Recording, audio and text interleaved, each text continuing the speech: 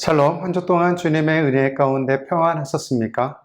오늘도 말씀의 자리로 나오신 여러분들을 예수님의 이름으로 사랑하고 축복합니다.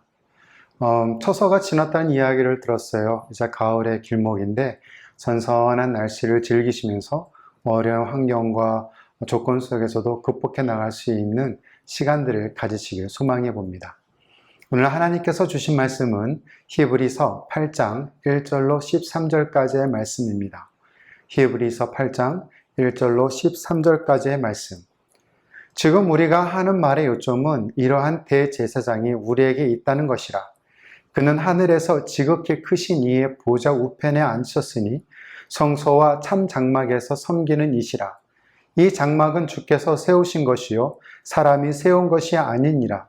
대제사장마다 예물과 제사 드림을 위하여 세운 자니 그러므로 그도 무엇인가 드릴 것이 있어야 할지니라.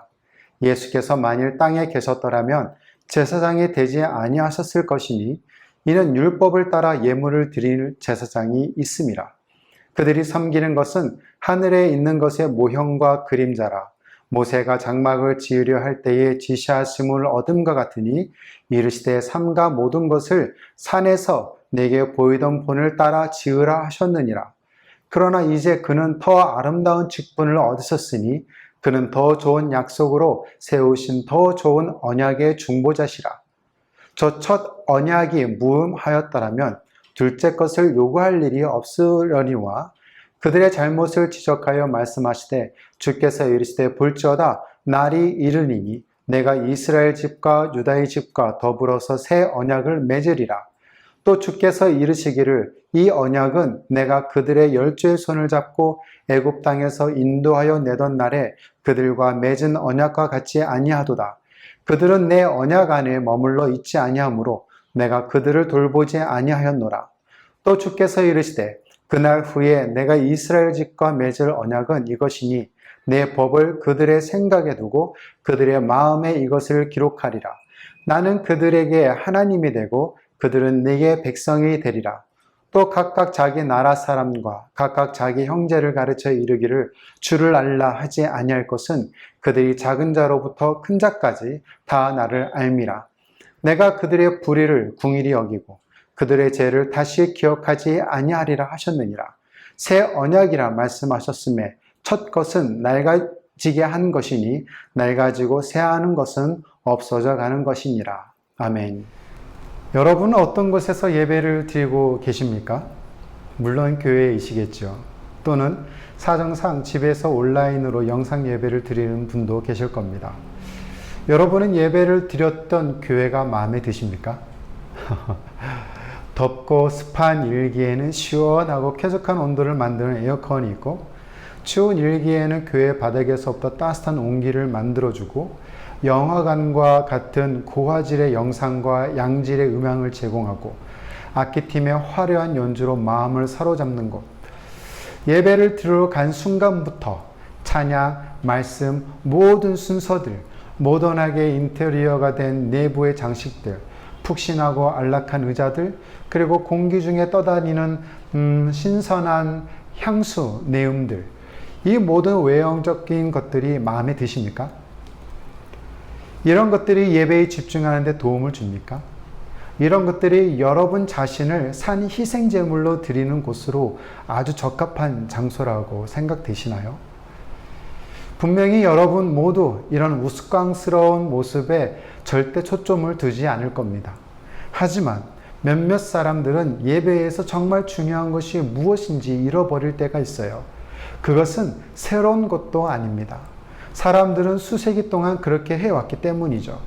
1세기의 유대인들은 회당에서 가장 좋은 좌석에 앉으려고 했고 웅장하고 화려한 성전을 사모했으며 정교한 제사의식에 깊은 인상을 받았습니다.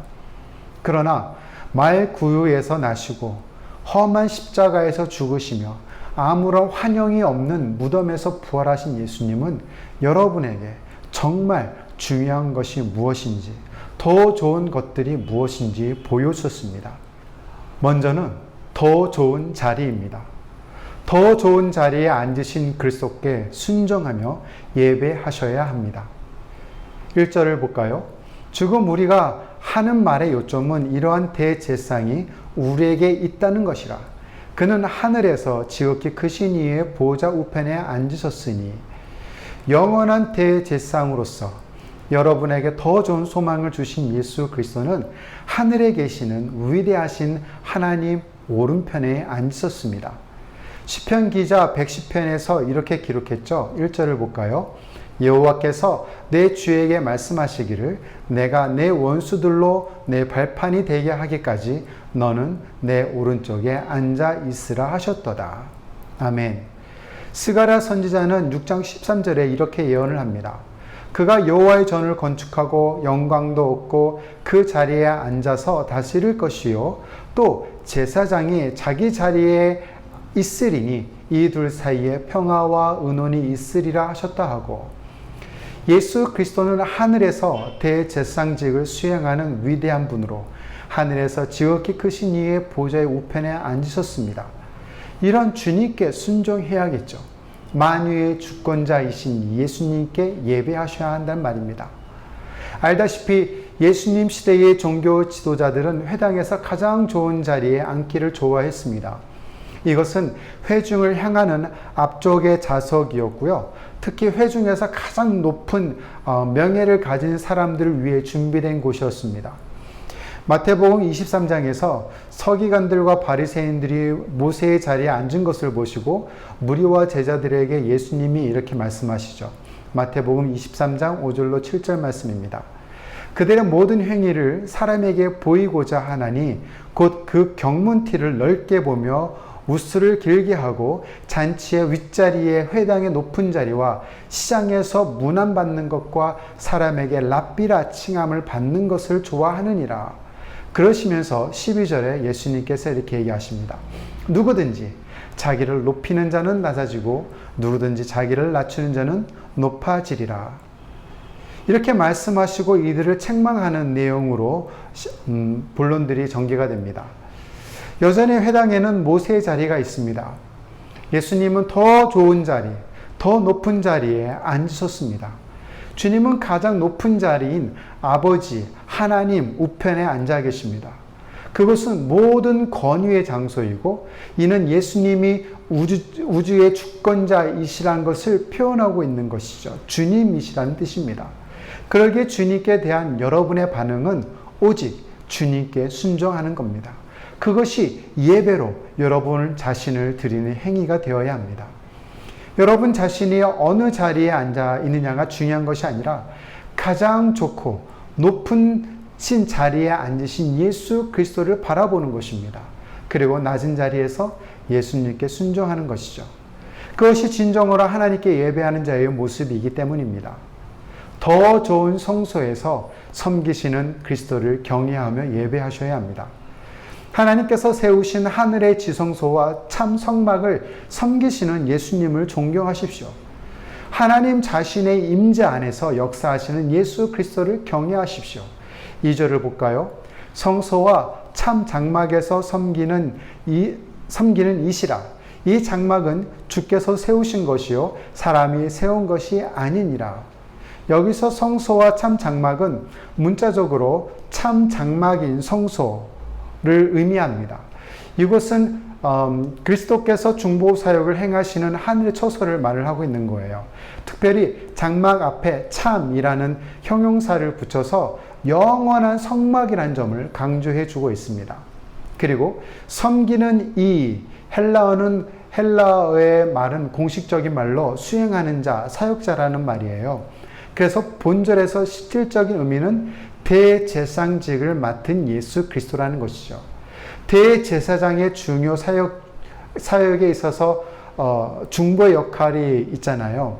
그래서 예수님은 지상의 성소가 아닌 직접 세우신 하늘의 성소와 참 장막에서 우리들을 위해, 여러분을 위해 중보 사역을 하고 계신 겁니다. 4절과 5절을 보겠습니다. 예수께서 만일 땅에 계셨더라면 제사장이 되지 아니하셨을 것이니 이는 율법을 따라 예물을 드리는 제사장이 있음이라. 그들이 섬기는 것은 하늘에 있는 것의 모형과 그림자라. 모세가 장막을 지으려 할 때에 지시하심을 얻음과 같으니 이르시되 삼가 모든 것을 산에서 내게 보이던 본을 따라 지으라 하셨느니라. 만일 예수님께서 세상에 계셨다면 제사장이 되실 수가 없었을 것입니다. 그 이유는 율법을 따라 예물을 바치는 제사장들이 있었기 때문이죠. 이것은 반어적인 표현으로 예수님께서 하늘로 승천하셨기에 비로소 제사장이 되셨다는 의미를 말을 하고 있는 겁니다. 반면에 모세 율법을 따라 제사장직을 수행하는 아론 계통의 레위 지파 제사장들은 하늘에 있는 것들의 모형과 그림자에 지나지 않는다는 것이죠. 땅에 있는 성전에서 섬겼습니다. 그러나 그 성소는 하늘에 있는 참 성소의 모형이고 그림자에 불과했습니다. 그러기에 예수님께서는 지상의 제사장들과는 달리 하늘에서 제사장직으로 중보하며 섬기고 계셔요. 다시 말씀을 드리면 예수님께서 승천하심으로 지상의 성소는 하늘의 성소로 인간의 제사장 사역은 그리스도의 중보 사역으로 완전히 대체되었다는 말입니다. 광야 시절의 성막, 임시 텐트로부터 시작해서 기원전 957년 성막을 대신한 왕정시대의 성전, 솔로몬 성전이 되겠죠. 솔로몬 성전이 봉헌되지만 그러나 수차례 전쟁을 겪으며 파괴가 되었습니다. 그 후 바벨론에 의해 완전히 파괴된 성전을 유다 총독인 수룹바벨이 재건함으로 수룹바벨 성전이 되고, 그리고 헤로데가 로마의 지원을 받아 왕위에 올라 부족한 가문의 전통성을 메꾸기 위해 성전을 중축하게 됩니다. 이것이 헤로데 성전입니다. 이렇게 AD 33년까지 거의 1000년 동안 리모델링한 예루살렘 성전을 우리가 볼 수 있어요. 비록 유튜브로 통해 보여진 3D 예루살렘 성전이지만 매우 인상적이고 위험이 있어 보입니다. 예수님의 제자 중 하나가 성전을 보며 이렇게 말을 해요. 마가복음 13장 1절 현대인 성경입니다. 예수님이 성전에서 나가실 때 한 제자가 선생님 이것 좀 보십시오. 굉장한 놀이지요. 얼마나 훌륭한 건물입니까? 라고 하였다. 아무리 폐허의 잔재가 있는 성전이지만 여전히 인상적이었을 것입니다. 하지만 예수님이 계신 하늘의 참 성막은 아예 비할 바가 못 돼요. 지상의 성전은 하늘의 성전의 모형이요 그림자였기 때문입니다. 예수님께서 그곳에서 사역하신다는 거예요. 이 땅의 유형적인 지상교회도 마찬가지 아닐까요? 아무리 멋지고 위엄이 있고 인상적인 건물 교회라고 하여도 천국 자체에 비할 바가 못 됩니다. 그러니 예배를 드리러 갈 때 건물과 내부 인테리어 그리고 외부적 환경에 집중하지 마십시오. 오직 예수 그리스도께 집중하며 예배를 드리십시오. 진정으로 하나님께 예배를 드리고 싶다면 먼저는 더 좋은 자리에 앉으신 그리스도께 순종하며 예배하십시오. 둘째, 더 좋은 참 성소를 섬기시는 그리스도를 경외하며 예배하십시오. 그 다음은 더 좋은 희생을 베푸신 그리스도를 의지하며 예배하는 겁니다. 여러분의 죄를 위해 십자가에서 자신을 희생하신 예수님을 믿으십니까? 그리고 흘린 피로 여러분의 모든 죄를 깨끗게 하신 예수 그리스도를 의지하고 계십니까? 3절을 보겠습니다. 대제사장마다 예물과 제사를 드림을 위하여 세운 자니 그러므로 그도 무엇인가 드릴 것이 있어야 할지니라. 대제사장은 속죄일에 사람을 위하여 예물과 속죄하는 제사를 드리는 일을 했습니다. 그 제물로 수소, 수염소, 수양, 비둘기 같은 번제물로 1년에 한 번씩 속죄 제사를 드렸죠. 이와 마찬가지로 대제사장이신 그리스도도 드려야 할 제물이 있어야 했다는 얘기입니다. 그 제물은 앞에서 언급했던 수소나 양이나 수염소가 아니죠. 바로 예수 그리스도 흠없는 자신을 드리신 것입니다. 히브리서 7장 27절 말씀에 그는 저 대상들이 먼저 자기 죄를 위하고 다음에 백성의 죄를 위하여 날마다 제사 드리는 것 같이 할 필요가 없으니 이는 그가 단번에 자기를 드려 이루었습니다. 대제사장이신 예수님은 자신을 단번에 속죄제물로 드렸습니다. 그러나 아론 계통의 모든 제사장들과 다른 점이 있죠. 그들은 일시적으로 죄를 덮을 수 있는 동물 희생을 여러 번, 매번 드렸다는 것입니다. 하지만 예수님은 단 한 번 우리를 모든 죄에서 영원히 깨끗하게 하여 단 한 번에 드렸다는 점이 다른 점입니다. 제가 어렸을 때 형들하고 한판 신나게 방에서 놀고 나면 어머니께서 방 좀 청소하라고 했을 때가 있었습니다. 난장판이 된 방을 청소한다고 해놓고 쓰레기는 대충 집어서 쓰레기통에 놓고 공중 위로 날아다니는 먼지를 위해 환기는커녕 먼지 털기로 대충 툭툭 털고 잘 정리된 책상 위에 그리고 잘 정리된 책상 아래에 대충 놀았던 놀이기구를 밀어놓고 그리고 청소 끝났다고 말씀을 드리면 그때 어머니께서 말씀하시기를 이게 청소한 거니? 라고 나무라시고 어머니께서 직접 다시 하셨던 그때가 기억이 납니다. 그러면 신기하게도 모든 것이 깔끔하게 정리정돈되었던 놀라운 어머니의 손길. 마찬가지일 것 같습니다. 불완전한 제사장이 일시적으로 인간의 외면적 정결만 할 뿐 내면의 죄를 속죄하지 못했던 것처럼 그러나 대제사장이신 예수 그리스도께서 자신을 희생제물로 드려 단번에 모든 죄를 영원히 사하신 것처럼 말이죠. 요한 1서 1장 7절에 이렇게 기록되어 있습니다. 그가 빛 가운데 계신 것 같이 우리도 빛 가운데 행하면 우리가 서로 사귐이 있고 그 아들 예수의 피가 우리를 모든 죄에서 깨끗하게 하실 것이요. 아멘. 예수님의 단번의 희생으로 우리 모두는 영원히 죄에서 해방되었습니다. 북한 인권운동가로 국제인권상을 수상한 탈북 형제가 있습니다. 그의 이름은 신동혁인데요. 그가 14호 정치범 수용소에서 태어났기에 수용소 밖의 삶에 대해서 전혀 알지 못했습니다. 그의 머릿속에서 그린 세상은 재수와 간수 두 부류의 사람뿐이었고요. 수용소 밖의 사회가 수용소 안의 사회와 비슷할 것이라고만 생각을 했기 때문에 탈출을 고려하지 않았습니다. 20년 동안 그는 매일 고된 노동에 휩쓸렸고 늘 굶주리고 지쳤습니다. 그러던 중 수감자들 중에 40대의 박 씨를 알게 되었고 그와 친해지게 되었죠. 박 씨는 신동혁에게 수용소 밖의 세상, 도시 생활, 중국 여행에 대한 이야기를 해주었고 신동혁은 특히 그가 경험하지 못했던 닭고기, 돼지고기, 소고기로 만든 음식 이야기에 푹 빠져 있었다고 합니다. 왜냐하면 수용소 내의 음식은 옥수수, 배추, 소금으로 만든 죽과 때때로 잡히는 들쥐, 곤충 등이 전부였기 때문이었어요.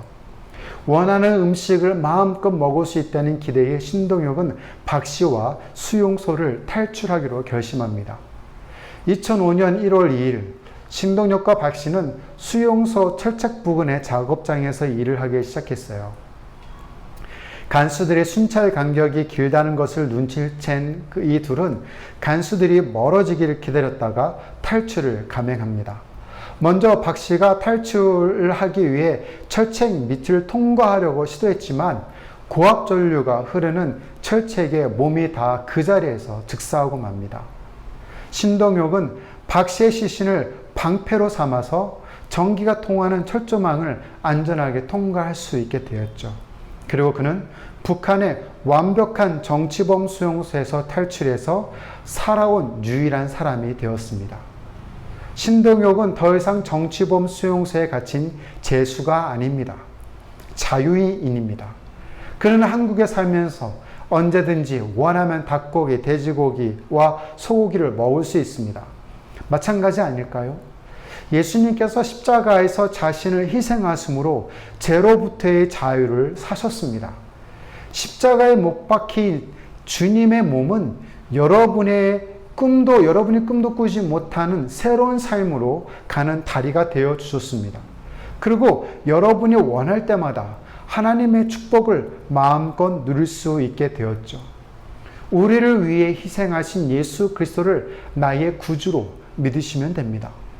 여러분의 삶으로 예수님을 전적으로 신뢰하고 주님께서 여러분에게 완전한 새로운 삶을 주시도록 맡기십시오. 마지막으로 더 좋은 약속을 제공하신 그리스도와 함께하며 예배하십시오. 더 좋은 언약을 베푸시는 예수님께 함께 하십시오. 하나님과 더 나은 관계를 맺을 수 있는 방법을 마련해 주시는 예수 그리스도를 따르십시오. 6절로 9절을 보겠습니다. 그러나 이제 그는 더 아름다운 직분을 얻으셨으니 그는 더 좋은 약속으로 세우신 더 좋은 언약의 중보자시라. 저 첫 언약이 무흠하였더라면 둘째 것을 요구할 일이 없으려니와 그들의 잘못을 지적하여 말씀하시되 주께서 이르시되 볼지어다 날이 이르니니 내가 이스라엘 집과 유다 집과 더불어 새 언약을 맺으리라. 또 주께서 이르시기를 이 언약은 내가 그들의 열조의 손을 잡고 애굽 땅에서 인도하여 내던 날에 그들과 맺은 언약과 같지 아니하도다. 그들은 내 언약 안에 머물러 있지 아니하므로 내가 그들을 돌보지 아니하였노라. 하나님과 관계를 맺는 오래된 방식은 조건적이었습니다. 그래서 율법에는 순종하면 하나님이 당신을 축복하실 것입니다 라고 되어 있어요. 그러나 그 어느 누구도 율법을 지킴으로 그 언약 안에서 축복을 누릴 수가 없게 됩니다. 즉 아무도 모든 율법을 계속 지킬 수 없었기에 하나님과의 관계도 원활하지 않았고 끊어질 수밖에 없었다는 것이죠. 율법에는 아무런 문제가 없습니다. 다만 그 아무도 규칙을 따를 수 없다는 것이 문제였어요. 그래서 하나님은 그분과 관계를 맺을 수 있는 새로운 방법을 마련하셨습니다. 그것은 새 언약. 그 새 언약을 예수님께서 집행하셨습니다. 그러기에 이 새 언약은 옛 언약보다 훨씬 더 좋은 것이죠. 아론 계통의 대제사장들과 맺은 언약보다 더 좋은 약속이 더 좋은 언약을 근거로 하고 있기 때문입니다. 이 약속의 내용은 10절에서 20절까지 인용되었고 지난주에 말씀드렸던 예레미야 31장을 인용해서 기초했어요. 새 언약은 과거에 맺혔던 옛 언약과는 비교될 수 없는 새로운 차원의 언약입니다. 예수님께서 지상에서 십자가를 통해 이루신 구원 사역에 의해서 성취된 것이죠. 왜냐하면 첫 언약이 불완전하였기 때문입니다. 그러기에 둘째 언약이 세워진 것이죠. 이 첫 언약은 하나님께서 모세를 통하여 이스라엘 백성들과 맺게 했던 계약이죠. 즉 유대인들의 율법과 규례와 계명을 가리킵니다. 그리고 둘째 것이란 8절에 언급된 새 언약입니다. 즉 하나님께서 이스라엘 집과 유다 집으로 더불어 세우셨고 예수 그리스도로 말미암아 성취하신 완전한 언약을 가리키는 것입니다.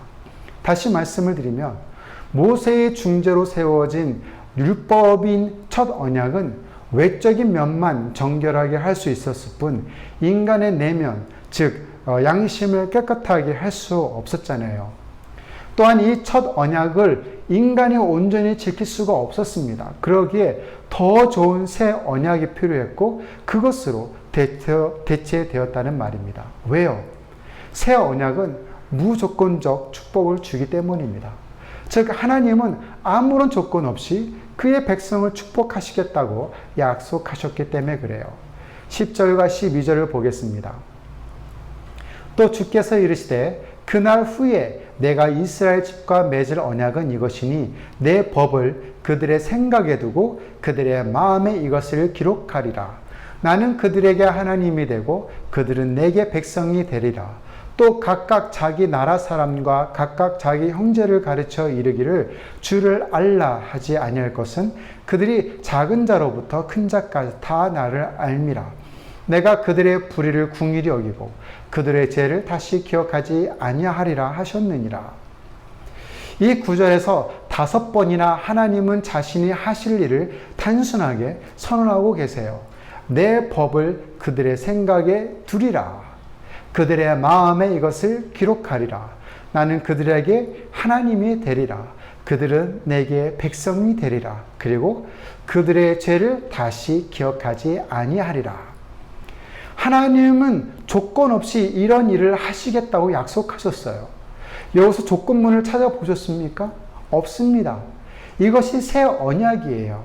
그런데 이 새 언약을 잘 보십시오. 언약의 주체가 누구입니까?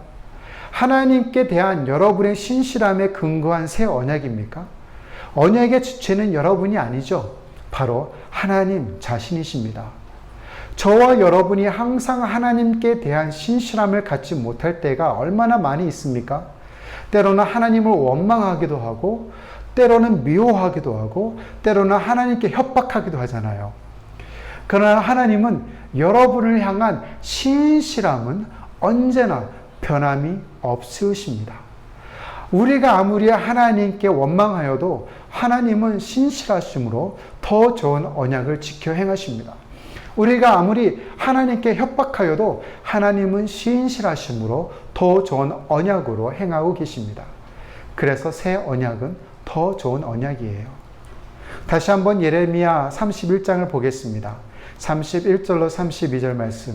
여호와의 말씀이니라. 보라, 날이 이르리니 내가 이스라엘 집과 유다 집에 새 언약을 맺으리라. 이 언약은 내가 그들의 조상들의 손을 잡고 애굽 땅에서 인도하여 내던 날에 맺은 것과 같이 아니할 것은 내가 그들의 남편이 되었어도 그들이 내 언약을 깨뜨렸음이라. 여호와의 말씀이니라. 하나님께서 새 언약을 맺으신 이유를 이스라엘 백성들이 옛 언약을 깨뜨렸기 때문이라고 말씀하고 계시죠. 그리고 이어서 새 언약에 대해 설명하고 계십니다. 33절로 34절 말씀. 그러나 그날 후에 내가 이스라엘 집과 맺을 언약은 이러하니 곧 내가 나의 법을 그들의 속에 두며 그들의 마음에 기록하여 나는 그들의 하나님이 되고 그들은 내 백성이 될 것이라. 여호와의 말씀이니라. 그들이 다시는 각기 이웃과 형제를 가리켜 이르기를 너는 여호와를 알라 하지 아니하리니 이는 작은 자부터 큰 자까지 다 나를 알기 때문이라. 내가 그들의 악행을 사하고 다시는 그 죄를 기억하지 아니하리라.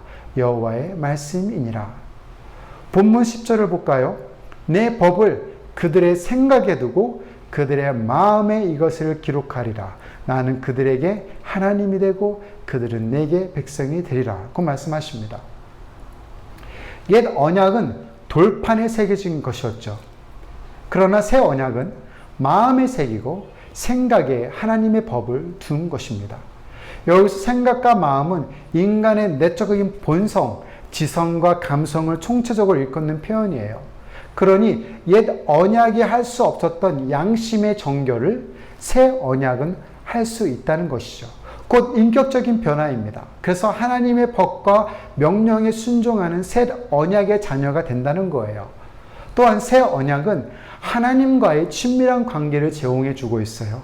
하나님은 이스라엘과 유다의 백성들의 하나님이 되고 그들은 하나님의 백성이 되는 인격적인 관계 말입니다. 그것은 여러분이 하나님에 대해 아는 것뿐만 아니라 하나님을 개인적으로 알 수 있는 기회를 제공해 줍니다. 11절입니다. 각각 자기 나라 사람과 각각 자기 형제를 가르쳐 이르기를 주를 알라 하지 아니할 것은 그들이 작은 자부터 큰 자까지 다 나를 알미라. 출애굽한 이스라엘 백성들은 하나님께서 하신 일과 모세를 통하여 내리신 계시로만 하나님을 알 수 있었어요. 또한 정복기 시대에 가나안 땅에 들어간 세대가 다 죽은 이후에 그 세대들은 하나님을 알지 못했습니다. 하나님께서 이스라엘 위에 행하셨던 일도 알지 못했어요. 그러나 새로운 언약 안에 있는 믿음의 공동체는 개개인이 하나님에 대한 지식을 소유하게 된다고 언급하고 계십니다. 그 이유는 새 언약이 10절에서 언급된 대로 사람의 생각과 마음에 기록한 하나님의 법이기 때문에 그렇습니다. 이 11절에서 인용된 예레미야 선지자의 나를 알기 때문이라 라는 것은 하나님에 대한 직접적이고도 실제적인 지식뿐만이 아니라 개인이 하나님과 교제할 때 아는 지식, 경험을 통한 아는 지식을 얘기를 하는 거예요. 새 언약의 백성들은 타인이 전해준 이야기를 통해서가 아니라 하나님과의 교제를 통해서 하나님의 법을 생각하고 마음으로 알게 돼서 그 하나님을 인식하게 된다는 겁니다. 그리고 새 언약은 죄의 용서를 제공해 줍니다. 12절을 볼까요? 내가 그들의 불의를 궁일이 여기고 그들의 죄를 다시 기억하지 아니하리라 하셨느니라. 그들의 악행을 사하실 뿐만 아니라 다시는 기억하지 않으겠다는 언약이에요. 옛 언약에 속해 있던 사람들은 자신이 범죄할 때마다 제사장에게 가서 속죄 제사를 드려야만 했습니다. 그러나 이제 새 언약 안에 있는 사람들은 그럴 필요가 없어졌어요. 왜냐하면 새 언약의 중보자이시고 대제사장이신 예수님께서 단번에 여러분의 모든 죄를 속해버리는 제사를 드리셨기 때문입니다. 따라서 하나님은 새 언약에 참여하는 사람들의 죄를 다시는 기억하지 않으셨다고 말씀하고 계세요. 그러기에 그리스도인들은 더 이상 구약시대의 제사와 같은 일을 반복할 필요가 없습니다. 오직 필요한 것은 범죄할 때마다, 죄를 범할 때마다 겸손히 하나님 앞에 용서를 구하고 다시는 그 같은 죄를 범하지 않도록 성령님의 인도하심 속에 노력하는 것입니다. 13절을 보겠습니다. 새 언약이라 말씀하셨음에 첫 것은 낡아지게 하신 것이니 낡아지고 새하는 것은 없어져 가는 것이니라. 하나님께서 새 언약을 선포하셨다는 것은 모세를 통해 시내산에서 주셨던 옛 언약이 효력을 없어졌음을 명시하고 있습니다. 옛 언약은 불완전하여 하나님의 백성들로 하여금 하나님 앞에 나아갈 수 없게 하기 때문에 하나님께서는 새 언약을 통해서 옛 언약을 폐기시키시고 불완전한 구약시대의 율법을 온전한 그리스도의 대속사역으로 완전히 대체시키셨습니다. 이것이 은혜 아니겠습니까? 옛 언약은 새 언약이 나오면서 효력이 없게 되었습니다. 모세의 율법과 계명은 무력하고 불완전합니다. 그런 옛 언약에서 우리들은 얼마나 의인이 되려고 노력했습니까? 얼마나 발부둥을 치며 율법을 지키려고 하였습니까? 신앙의 모든 잣대와 저울의 줄을 율법에 대면서 얼마나 우리 스스로가 죄인으로 살아왔습니까? 이제 더 이상 그런 바보스러운 일을 하지 마십시오. 이미 우리에게는 새 언약이 있습니다. 이 새 언약은 완전하여 우리의 마음과 생각에 있으며 이 새 언약을 통해 하나님과 인격적인 관계를 누리게 되었습니다. 이 새 언약을 통하여 하나님을 개인적으로 알게 되었습니다. 그러니 제발 율법적 종교 놀이를 멈추십시오. 그리고 그리스도께서 오늘 여러분의 마음에 새로운 일을 하시도록 하십시오. 그러기에 진정으로 하나님께 예배하고 싶다면 더 좋은 자리에 앉으신 그리스도께 순종하며 예배하십시오. 더 좋은 성소에서 섬기시는 그리스도를 경외하며 예배하십시오. 더 좋은 희생을 베푸신 그리스도를 의지하며 예배하십시오. 그리고 더 좋은 약속을 제공해 주신 그리스도와 함께 예배하십시오.